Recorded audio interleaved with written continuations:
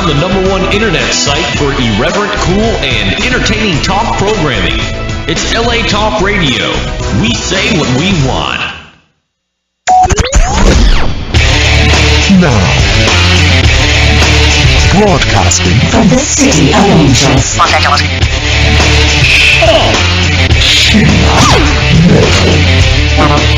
You're listening to the Sheena Metal Experience with your host, Sheena Metal, only on LA Talk Radio.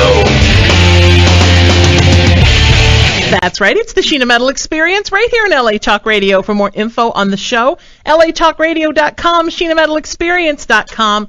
Don't forget to email me and let me know what you think of the show. My guest all this hour is returning to the Sheena Metal Experience for the umpteenth time.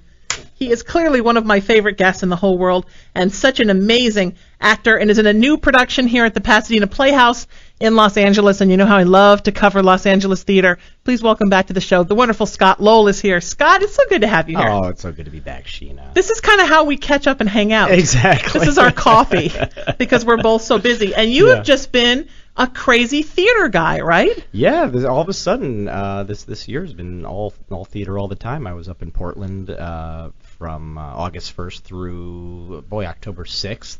And then I started rehearsals for 12 Angry Men 2 days after that. I had 2 days to drive down, and then I started rehearsals the next day. So it's been great. And, I had such an amazing time up in Portland. The play up there, The Big Meal at Artist Repertory Theater, was an absolute career highlight for me. I mean, it was an extraordinary production.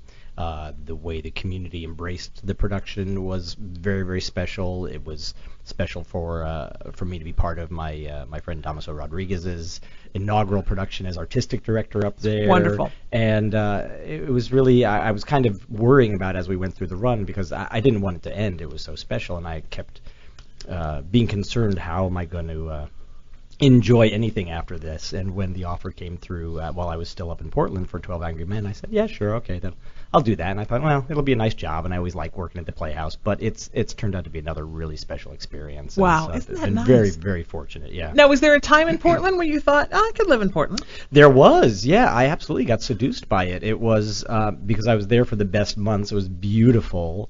It's a magical place, and it's very much like a miniature Chicago. It really reminded me of that. The city itself, the infrastructure of the city, I loved.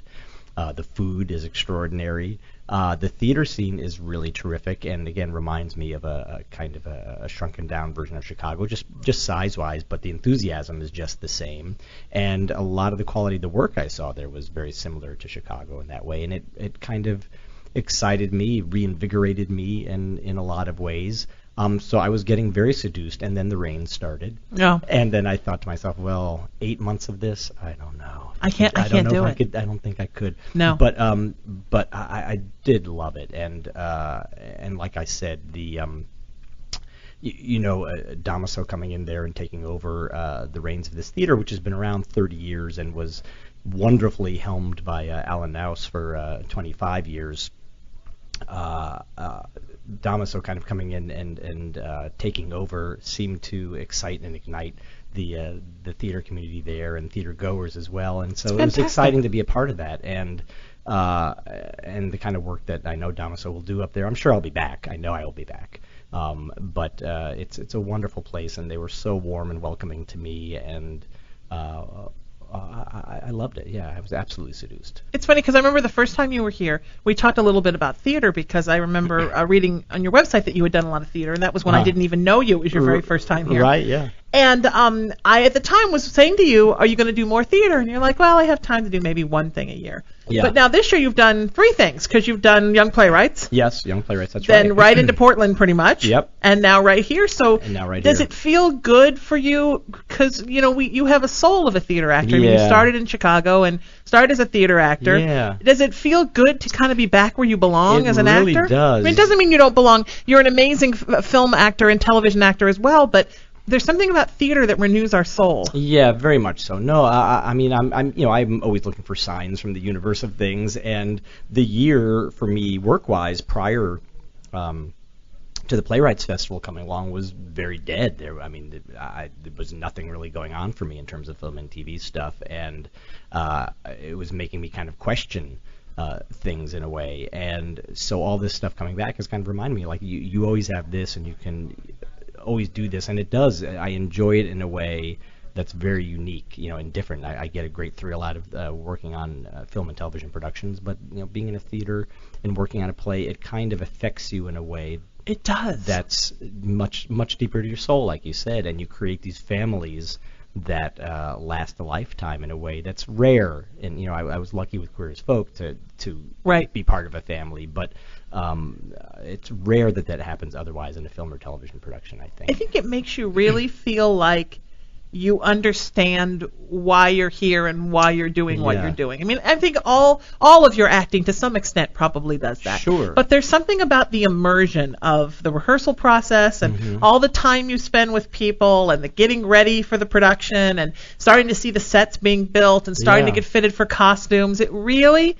makes you feel like this is what I do and this is why I'm here. You really go through a journey in a way, and every production is unique, and and some are some affect your soul deeper than others, but generally whatever journey you're going through, even if it's a difficult production, you're going to bond with each other in a way over that difficulty that you won't in a film or television production. And generally they turn out good. I've been very lucky that I haven't had too many terrible experiences in the theater. I've had a few, but even the ones that you have, they're still magic. Oh, absolutely. Even if the people putting it on are just complete buffoons. Absolutely. There's still, you make friends out of the cast. Something good happens. Right, and the stories you get from them, alone are worth it. Right, exactly. That and then you have those years. forever. Yes. And that's nice. Yes, and try very hard not to name names. Yes, exactly. I think there's something magic just about a theater. I've been now for the last year and a half on the board of directors for Ensemble Studio Theater LA. Yes. And there's just the board meetings, just being at the theater, just going to our company fundraiser this year, which was a play for 2 nights. Wow. Just being around that space makes you feel it's just like being in a play. I think there's just a magic to being around the space. Absolutely, and it brings out a passion in people that again is very. You feel a little more like an artist. And I'm not to say that can't happen in a film or television production, but you feel more like an artist generally when you're around theater people. Yeah. It feels like. Absolutely. Yeah. So 12 Angry Men, have you done it before? No, I've never done it before. I'd seen the film, and I saw the last touring production that came out of New York a few years back that was downtown, I think at the Amundsen, that some friends of mine from Chicago were in, and Scott Ellis directed, who I ended up working with last summer out at Williamstown.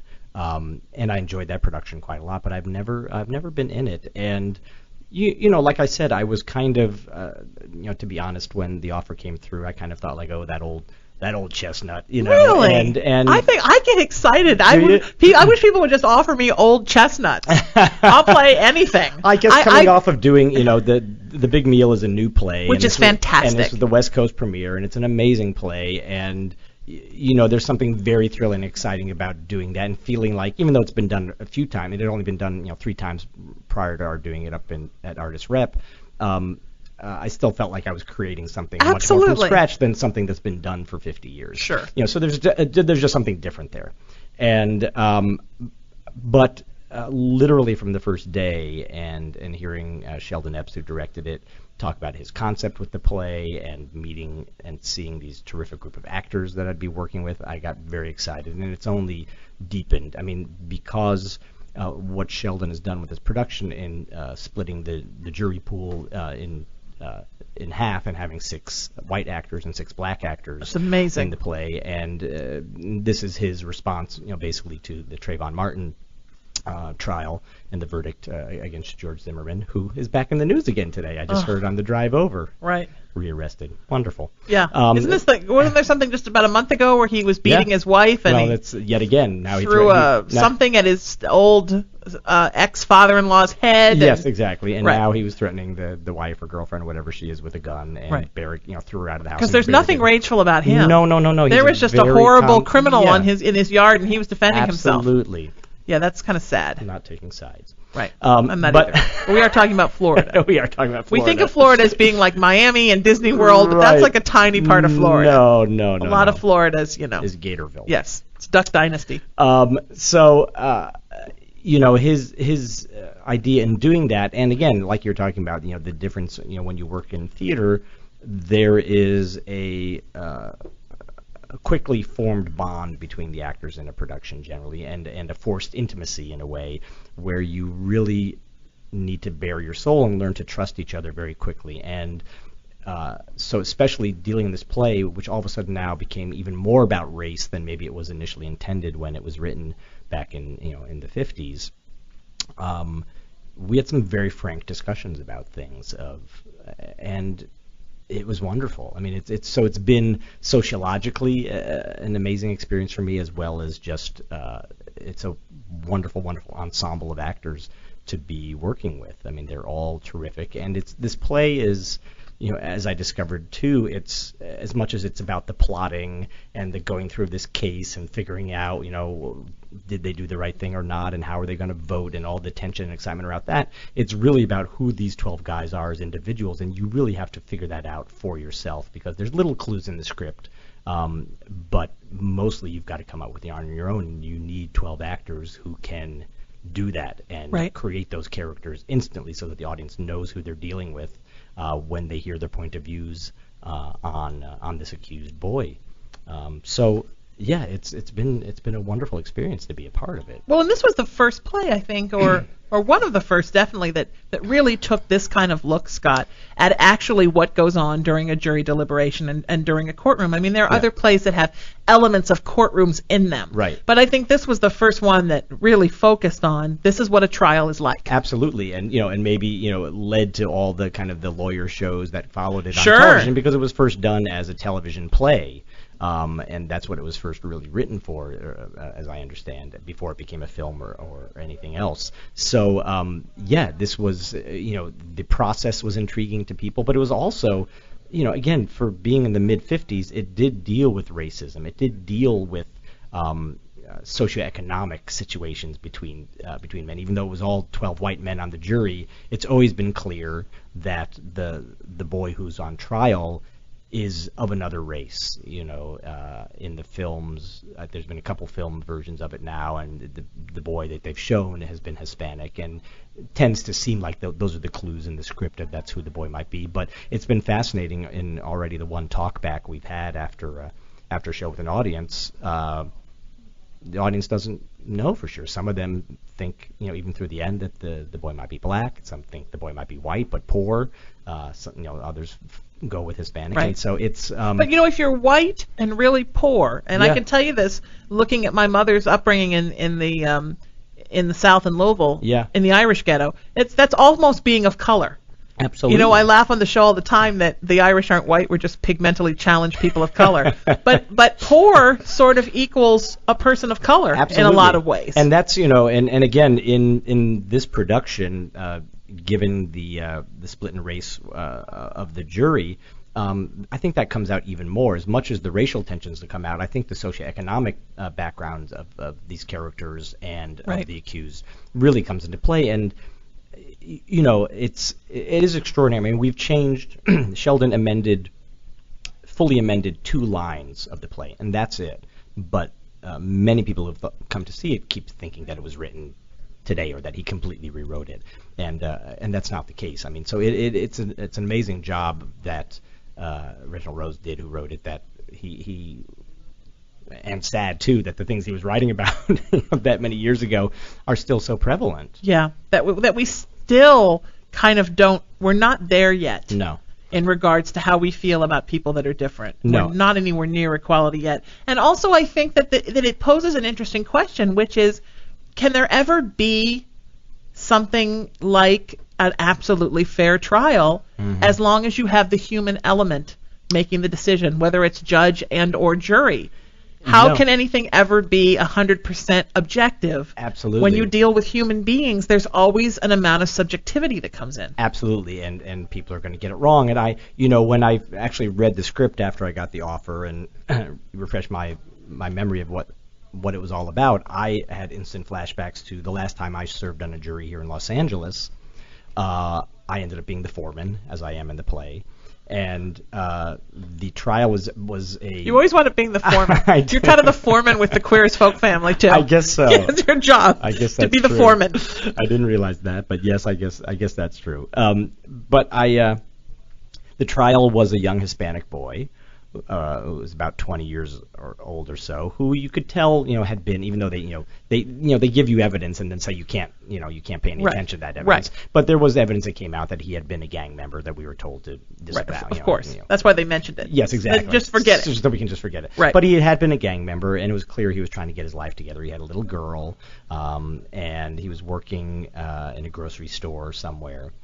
And he had lived in an apartment building a few blocks from where he currently lived for a few years and moved away. And the gentleman who had been the manager of that building was of East Indian descent, and they had been friends when they were there until the accused's little girl, who I think was maybe 3 or 4 at the time, mentioned some things that made them think that the manager of the building had maybe been inappropriate with the child. Okay. And they moved away. So he's in his new building, and a tenant from that former building was moving into the accused's new building and had asked the old manager of East Indian descent if he would help him move because he had a car. So the old manager was standing in front of the new building of the accused, and the accused had come home. He'd been working a long shift. He'd gone out, had a drink, I think, came home, saw this guy who, in his mind, had been inappropriate with his child in front of his house, went upstairs, got a knife, came down and said, "If you don't get out of here, I'm going to kill you," essentially. And so the charge was making a terrorist threat with a knife. And okay, I don't understand how it became a terrorist threat. well, because he terrorized this guy, because he fled the scene. Oh, okay. And called the cops and said, "I'm terrified. This guy's going to come kill me." All right. And so that's the law. Yes, and I'm with you. We're right. on, It we're sounds on, more we're like on the same page here. an overly protective parent. Yes. Who thought that he was some kind of predator, and that was the way to get him to go away. Right. So we went off to deliberate, and the accused lawyer was one of those lawyers you see on the back of the bus, with call this number and the slick back hair. Right. And he was really trying to be a Exactly. Johnny Cochran Right. guy. The And he shabby was suit He was and the- so terrible, and he was trying to come up with rhymes and things like that, my God. and trying to, especially to defame the former manager who was a witness, of course. And so we went back into the room to deliberate, and kind of much like in the play, it was Labor Day weekend. It was hot. And it was Friday, and everyone wanted to get home for the holidays. So the first vote went up, and it was 10 people guilty, and myself and the one other artist of the group said not guilty. And the other 10 was like, "Oh, come on. What do you," and very much like in the play, and all this pressure. And we started deliberating and talking about it. And the problem I was having, and the other artist that we were having, because we're such sensitive souls, was kind of just what you said. In my mind, it was a kid who had gotten drunk and came downstairs and said something stupid. And a lot of people have done that. Right. Or who really thought the guy was a threat. And sort of, in that kind of urban life where oftentimes the cops won't help you. Right. That's how you make a threat go away. Right. You scare it. Right. But again, in terms of this case and the law, we weren't allowed to really take that into account, because no charges were ever brought against this manager. So as far as the law is concerned, this event didn't happen, and it was all in his own head. I can't believe that we're putting somebody on trial for this. I mean, like in a world where it takes 5 years or something now for women to get a rape kit back because we're so backed up. Right. And by then, who even knows where the rapist is or remembers? Right. Now we're putting somebody on trial because somebody said, "If you don't stay away from me, I'll kill you." And again, we don't know this guy's history, right. Or anything like, maybe he had, he's gotten in trouble before. We don't really know.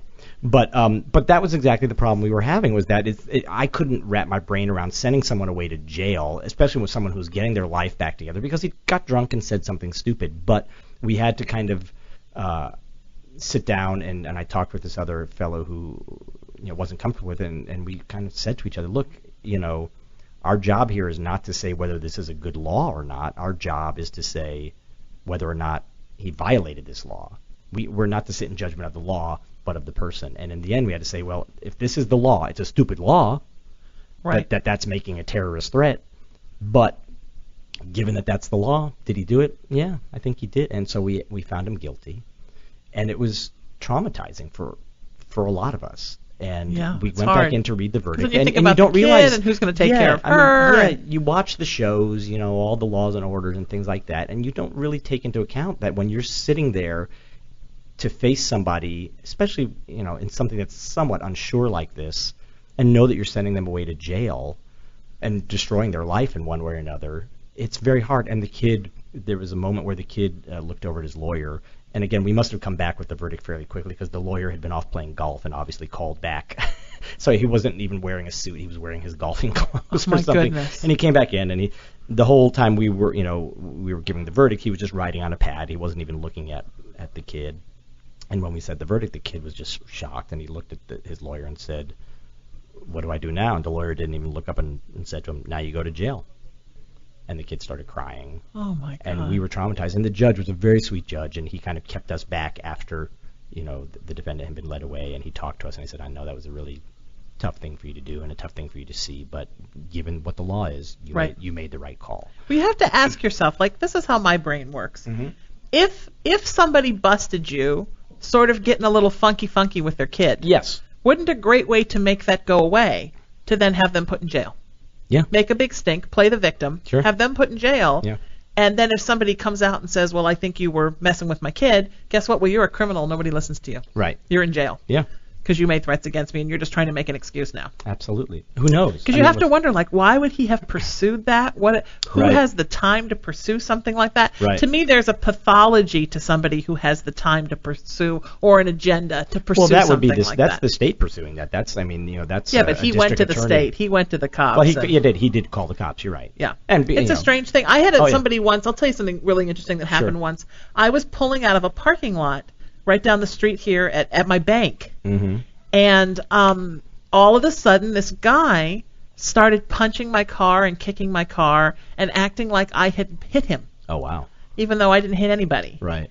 And I looked back, and there he was, and he looked, like the kind of person that might pull scams for money. Oh wow. Like 2 steps off of being homeless in this kind of, Right. beat up truck with Right. the wife that matched or the woman that matched, and they were both screaming that I had run over him. Oh wow. And I just basically, and he was like, "Get out of your car, get out of your car." And I'm not getting out of my car when people get like that. So I No. left. Good. And a couple of weeks later, I got a call from the cops. Wow. And they said, "This man says that you hit his car and you hit him." And I said, "Well, his car was nowhere near me. I didn't hit him." And he's like, "Well, he wants to pursue with the district attorney for a hit and run." And I said, "Well, let me tell you what happened." I said, "This man was nowhere near me. Suddenly he's punching my car, kicking my car, scratching my car, and screaming at me to get out of the car." And I said, "I don't know about you, but I have learned that," and they tell you on the news, that when someone's doing that, do not get out of the car and approach them because they could be a crazy person. Right. And he said, "You know what? I'm with you, but I have to call." He says he has a witness, and I have to call her. And luckily, the first thing I did was I called and reported to my insurance company. Oh, I said, smart. "Look, I hadn't even gotten out of the car yet." I said, "I don't even know if there's any damage on the car, but this was a weird thing that happened, Oh, good. and it made me feel So weird." there was a record and of the that. fact that I had already called my insurance company, and they're very kind of good to deal with because they're a great company, I think that helped. Uh-huh. And because I think if you do a hit and run, you don't call your insurance Yeah, company yeah, and say, exactly. "I just ran over a homeless guy and just wanted to let you know." The worst Am I criminal, covered for that? The worst criminal Right. ever, Sheena. And I never heard from him again. He said, "Probably what'll happen is you'll never hear from me. But if we can get the witness to say you did it, and if this man wants to pursue it, then it may be something the district attorney decides to pursue. And Yeah. I thought it was a scary couple of weeks. Yeah, I'm sure. Because sometimes you don't have to do anything. You just have to be in the vicinity of the wrong person. Right. Well, that's where when you get into court with these kind of things too, it's where if you are at all a thinking person, you really want to weigh these things carefully because you never can tell, and there can be any options. And and again, I think that's where people kind of enjoy the roller coaster ride of 12 Angry Men, and why it's lasted so long, because it is that thing of that question of reasonable doubt on either side. Of facts that are presented can often be twisted in different ways. Absolutely. And, so yeah, it's been fun, and I'll say, it's been tremendously fun to start running it now. We opened last Sunday. So exciting! I can't wait to see it. I'm looking forward to your thoughts on it because it's fun, and audiences have been so vocally responsive throughout the show that Right. it's really it's just a lot of fun to do. Well, and it's interesting because when you were first offered it, you were thinking, oh God, somebody dusted off that classic. yeah. But isn't it interesting how something that so stands the test of time, like 12 Angry Men, and then you have an innovative director that Yes, just makes a exactly. couple of little changes to Absolutely. it, to the casting, to the look, Yep. to make it feel just like it's 2013. Yep. And then suddenly you realize that a good piece of art Can really live is on never up. old. No, and there's many productions of it that seem to be going on of late. I think because of this, I know there's some productions going on out east. There's a production I think on the West End in London. I know my old friend's theater company up in Toronto, Soul Pepper Theater Company, I think is doing it next year because it's something that still resonates and it still raises so many questions Yeah. about our. I mean, when we see things like the Trayvon Martin trial and things like that, is like, does this system work? And can it work? And what are the flaws? And I know people, have told me as well. They have friends who've been in law school, and the film of 12 Angry Men is sometimes shown by professors as everything a jury shouldn't do. Oh, I'm sure. Because there's so right. many things that would, I think now, be cause for mistrial that are done in the course of this play. And subtly what Sheldon did too. In mixing up the race of the cast as he's done, is that it just changes even before the really heated racial moments in the show, just how people interact with each other and how, on casual basis, black men and white men still, 12 of them locked in a room together, how they're going to interact and how they're going to behave and where allegiances are going to be just naturally or not. And with whatever you're bringing into the room with you and your attitude about people, how that's going to shift and change. So every line and every moment of the play has some moment of like who characters are choosing to look at and respond to positively or negatively. That I find fascinating. Again, and I think has given it a new life in a way that people are finding really interesting, and in terms of who they side with and who they don't, who they root for, and whatnot. Yeah. Well, I would think that if you had grown up African American or Latin American or poor or whatever, Yeah. that it would be hard to be on a jury and not become very defensive because you realize that your community has kind of been hosed in trials Yes, absolutely. throughout the history of our country. Right. So it would be hard to go in there without that chip on your shoulder. Right. Even though you're not supposed to have it, and this case doesn't have to do with hundreds of cases that have come before. Right. But I think it would be a hard thing. Absolutely, and even when so when you hear if you're black and you hear a white jury member talking about the defendant who may be Latino or Hispanic, Right. And that juror starts talking about these people and we know how those people are, even though he's not hurling an insult directly at you.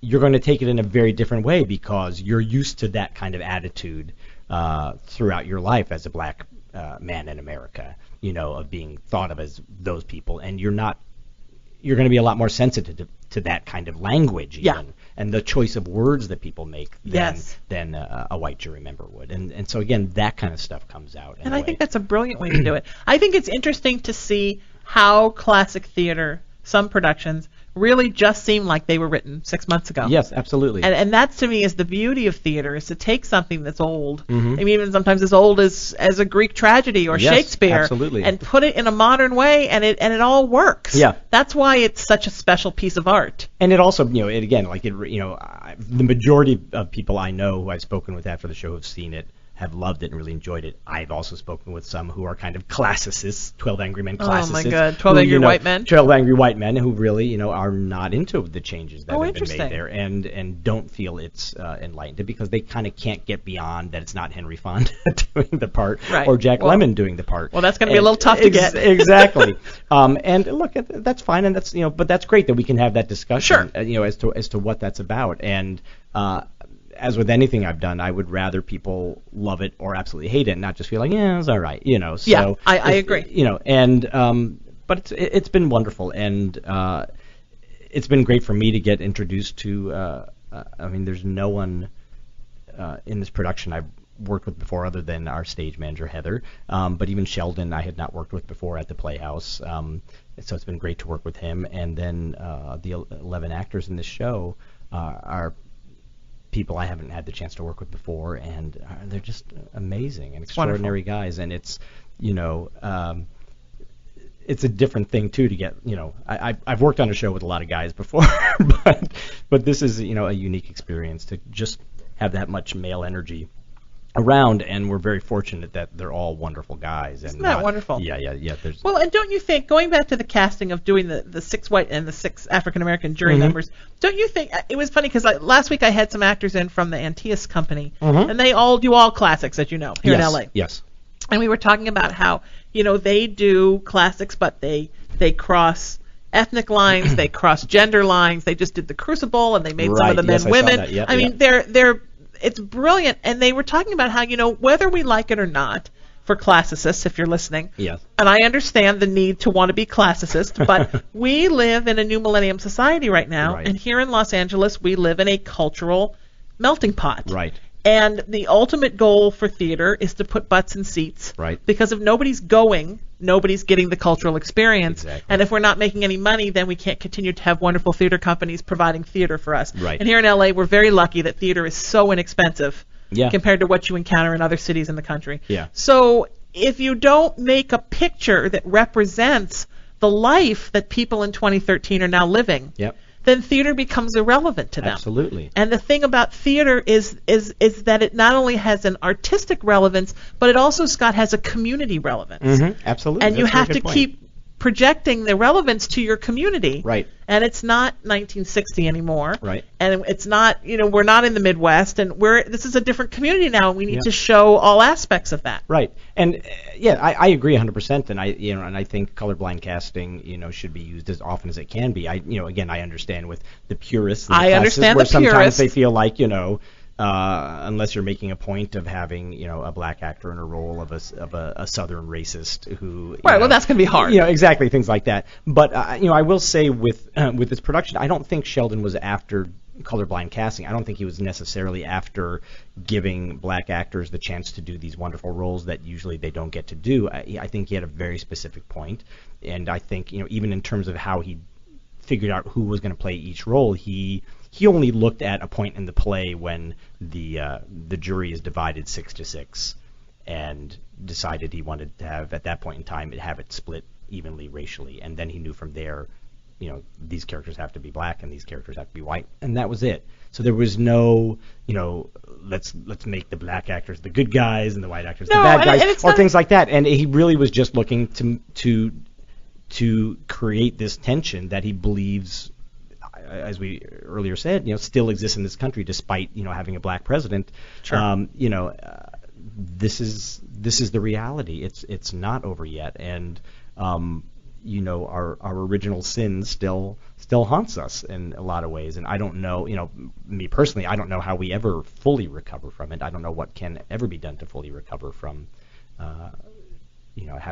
being a country that was kind of born in slavery, it's a difficult thing to just wish it away. Yeah. And I watched 12 Years a Slave a few weeks ago, which is a wonderful film. Heard it's amazing. Really wonderful. And I came out of it thinking, this the main character in it talks quite a bit about kind of keeping his head down and just surviving. Yeah. And there's times when I left the film, my first thought was of our president, and I feel like here as well as this equally intelligent man who knows everything that's going on in this country, and said some eloquent things after the Trayvon Martin killing and the trial, which Sheldon actually gave us the transcripts of on our first day of rehearsal to read, because it was a great influence on him in wanting to do this production. But I kept thinking, here's a man who can't, as intelligently as he has spoken of this issue, he still can't fully, I get the feeling, say what he really wants to say about this stuff. That if he in any way comes across as an angry black man, right, the country just won't take it. Even though he's half black even and though half he's white. Exactly. And he's as much a white man as he is a black man, and he points that out all the time. Absolutely. But no one listens. And who better to speak about these issues, right. But he's got to kind of keep his head down on this in this area, right. I feel like. and just survive. Well, and you see that, right, on Facebook. Yes. Facebook, which is a bastion for love and a bastion for hate. Exactly. That when in those individual times when he came out 2 or maybe 3 times and spoke about the Trayvon Martin, the verdict and the arrest and everything that had happened, then there you see them on Facebook. Yeah. Well, that's just a black man defending a black man. Exactly. And people still go back to that. Absolutely. And it's so and that's where I feel like, again, Sheldon and the Playhouse have done a wonderful job in presenting this play in this way at this time, because it's still so much apart, and it's a discussion we're not having. And I think this play provokes you to talk about it. And even the makeup of our audiences for the play are forcing the discussion. That it seems fairly evenly split between a black audience and a white audience, and which is a wonderful thing too. It's wonderful. And there's times you can sense the tension that's out there amongst the audience members as well, and that's wonderful, and that's really exciting. I think we have to find ways to talk about it. Again, I don't know how we heal it or how we fix it, but I do feel like any great wrongs of the past have always at least been helped along by having truth commissions, whether it's apartheid or any other, after wars, after World War II, things like that. Let's just get everything out there, and let's just talk about it, and then we can move on. And Michael Moore wrote a great piece after September 11th years ago, kind of talking about how we never really had that after the Cold War, and in some ways a lot of the troubles we're having with terrorism now are kind of a result of that, because all these groups that we armed during the Cold War in Afghanistan and whatnot to fight the Russians are now kind of fighting against us, and a lot of that a lot of that has to do with the fact that we never just said, all right, look, we did some, each side did some terrible things. Here's what we did. Let's just admit it. And now it's past us, and let's move on. But now, and not to get too political on you, but now I am for a second, Russia's kind of coming back. Yeah. I mean, I really believe that Russia and the Olympics and their be a gay, go to jail thing is not so much about a hatred of gays, because Russia never was a predominantly anti-gay country. No, they see the way the West is. They see the way the West is going. Russia is showing you that it's twisting its mustache again. Yep. And it wants to be an evil empire. Yep. Because honestly, Russia's economy was never better than when it was completely evil. Yeah. And since Russia's become a good guy, their economy, economically, they've been in trouble ever since. Yeah.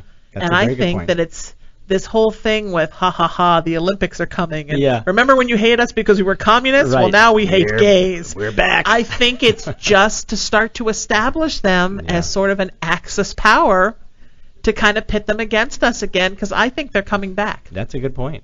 Yeah. So all those people we armed in the Middle East may have someone to shoot at now. Yeah, exactly. And it's not us. Exactly. They may have someone to be really angry at now. Well, we'll see. But but again, like all that stuff again. I mean, even there, I mean, that's a result of not just letting it all come out and talking about it talking about it. And it's been a long time since a power has rose. Yeah.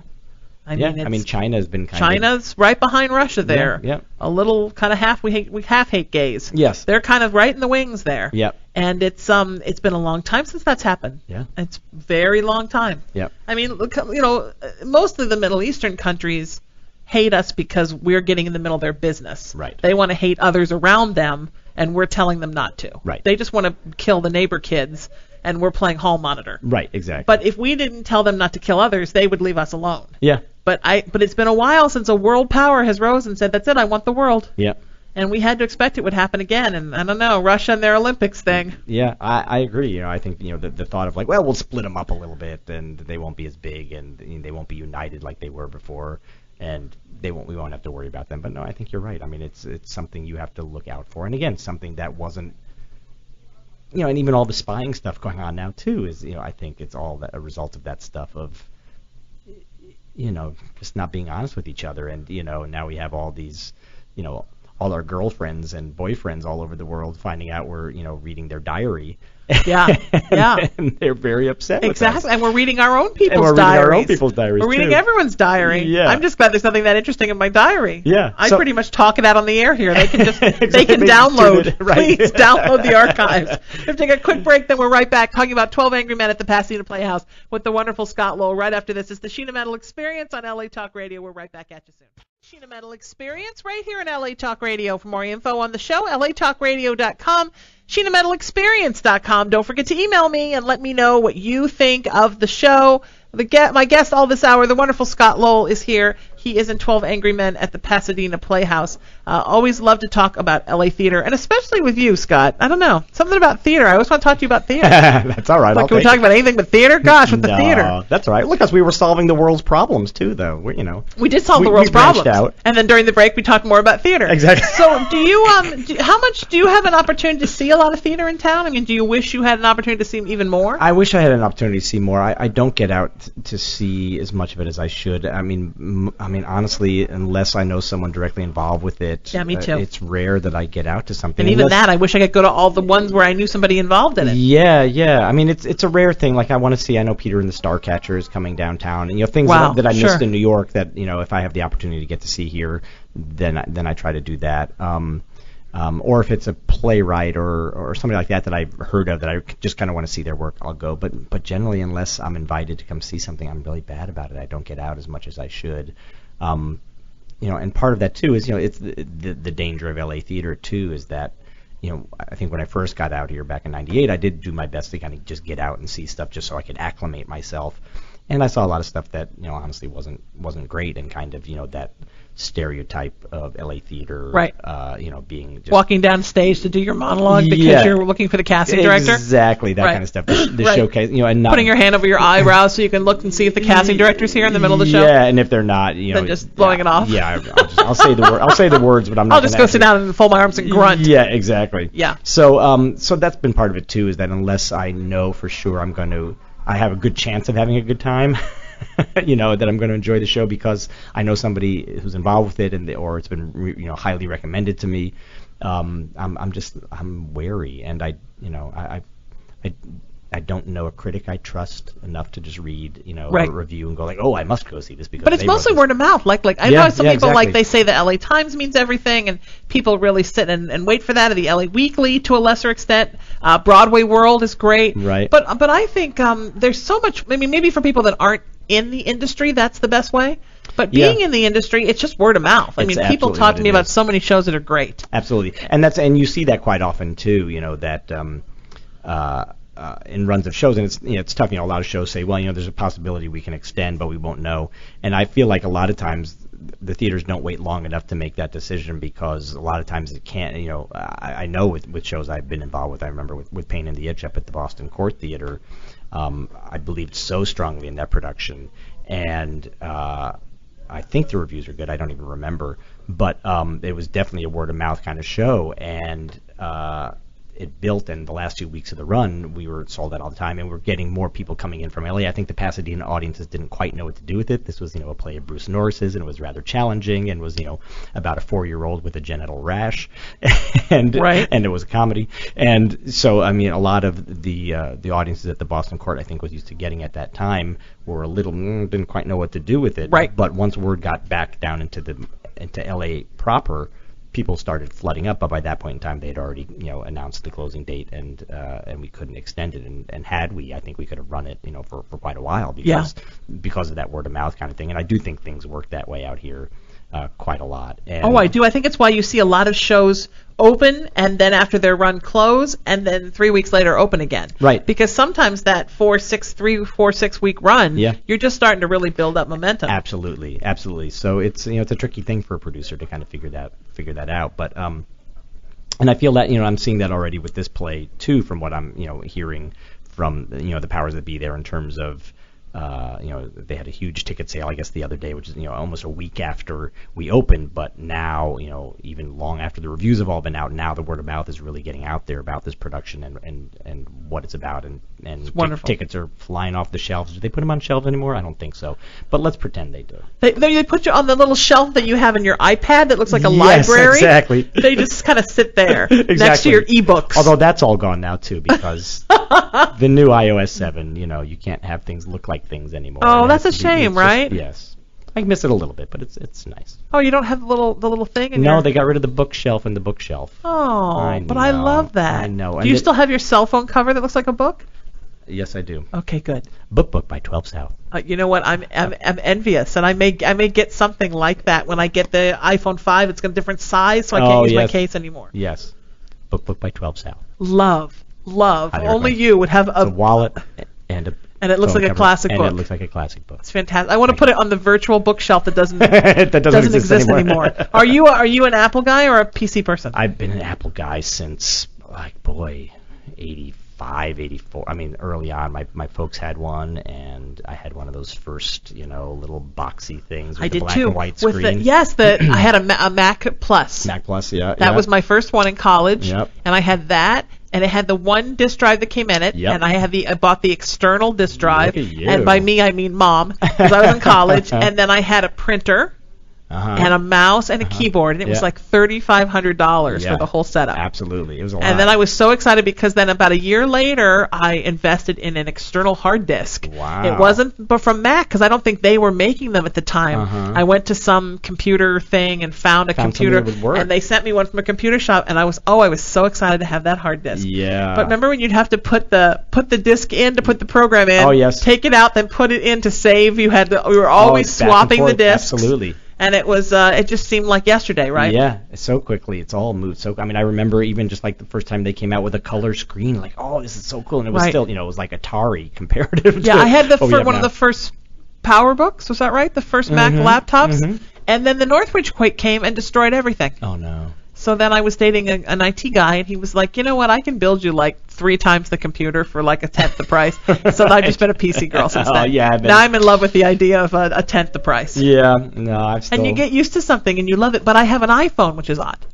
Well, an iPhone is a separate. I mean, I think that part of Apple. We're going to talk about Apple for the whole hour, but I think that's like a separate world. The iPod, iPhones, all that kind of stuff, separate from their computers. I mean, in my mind, I love that they all work together. But I think now, as soon as they created integration between PCs and that, then it doesn't matter. I have an iPod too. That's right. But I forget about it because you have a little iPod in your phone. Yeah. And I have so many songs in my phone. Yeah. But I keep threatening that someday I'm going to take all my CDs and put them on the iPod. So that's coming. Yeah. And it's not happened yet. Yeah, I've already moved there. I don't have the iPod. The iPod gets no love. No. Well, and now I have my new car you can just stick the USB thumb drive right in the car. Sure. So, wow. You don't need any of these things. No. All I need is my Mercedes. Well, soon it'll just plug into a port in your neck.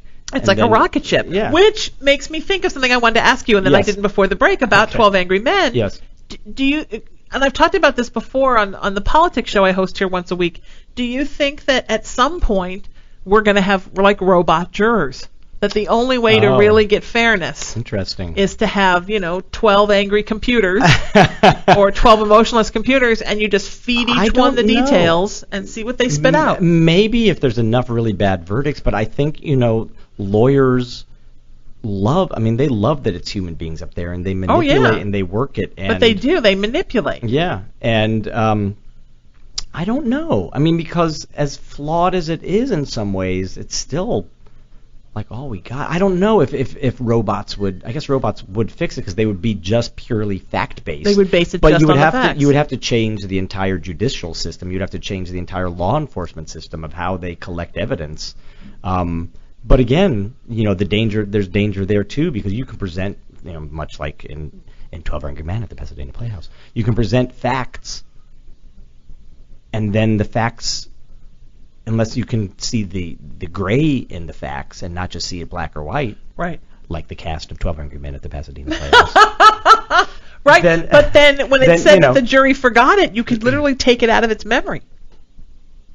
Yeah, but you could show it things, but there's and then still take them away. nuance there that like. I agree, but you wonder, like in 50 years, if people are going to be watching 12 Angry Men, maybe again at the Pasadena Playhouse, and saying like, "Mommy, is it true human beings used to be a jury?" and just be fascinated, and then get in their hovercraft and go home. And that may be. You have to wonder. Well, you have to wonder if that's where we're going, because so many things in our world in the last 100 or so years have been human jobs that are no longer human jobs, and you have to wonder about that one. Well, you may be right. I mean, the question is it for the betterment of mankind or not, though? With this kind of thing, it makes you think that we sit in judgment of each other in this way. I don't know. There's certainly flaws to the system, and chief amongst which is most people do everything they can to get out of doing jury service. Yeah. Nobody wants to do it. But, we had a talk back last Tuesday, and Judge Ito from Judge Lance Ito from the Simpson trials was That's awesome. was there. That you had Judge Ito. Judge Ito was kind of there because he's a Pasadena Playhouse. I don't know if he's a subscriber, but he's been a long time attending. He's like a judge celebrity. He's a judge celebrity. But to hear him even have to talk about just thanking people, whoever does juries, thank him. It's so important. It is, and you hear that all the time. But I think it's so difficult to get good jurors because everyone just wants to get out of it, and it's understandable. I mean, everybody has their lives, and you never know if you're going to get on a case that's going to take you 6 months or a week even, and what do? It kind of disrupts your life in a way, but it is so vitally important and something that needs to be taken seriously. But there was interesting too, we had a number of black lawyers on the panel this past Tuesday and talking about, the notion of jury of our peers, and do we really ever get a jury of our peers? Because this one lawyer, she was saying that if she has one black juror, she's thrilled. So she said the fact that in our show we have 6 black jurors, she said she's never seen that in her entire career. So if you have a black defendant, is that defendant really getting a jury of their peer?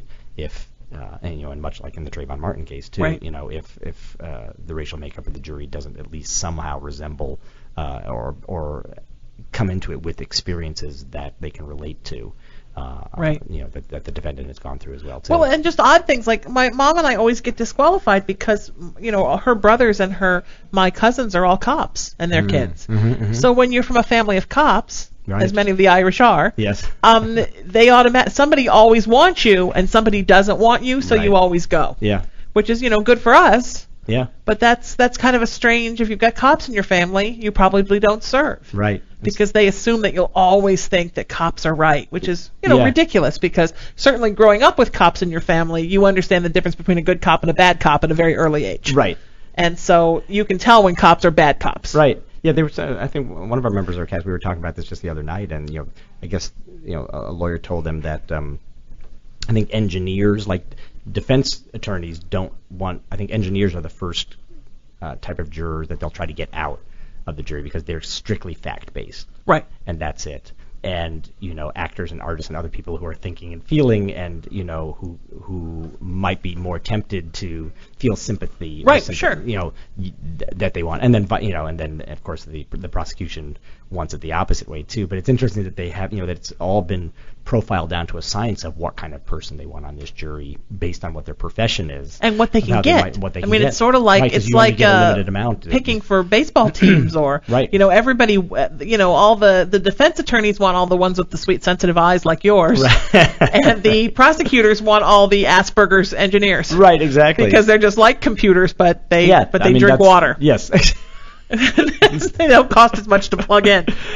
You're amazing. Will you come back and see me after the show's over? Of course. And I'm going to come see it, and then we'll recap. That would be lovely. Please tell me where people can get tickets for the show. They can get it at I think it's PasadenaPlayhouse.org. I think is the website. Go there, people. And I think there's also a link on my website, which is scottlowell.com. And yes, we're running through December 1st, so you have a few more weeks. Go see it, people. Do it. And if you missed any of the links for Scott or the show, you can also go to SheenaMetalExperience.com or LATalkRadio.com. Send me an email, and I will gladly forward those links over to you. Sheena, this is The Experience, and you know what we do here, people. Every Monday through Friday, 5 to 7 p.m. Pacific Time, we rip the veil off the human sideshow and expose the creatures I like to call big old Homo sapiens at their most bizarre and every day always at their most beautiful. That's true, maybe my show, which may be why they call it the Sheena Metal Experience, doesn't mean it's not always and forever. Undoubtedly, indubitably, you know what I'm going to say, people. Maybe my show, but it's most definitely always your experience. Thanks for listening. Have a great night, and I will see you all tomorrow right here on LA Talk Radio.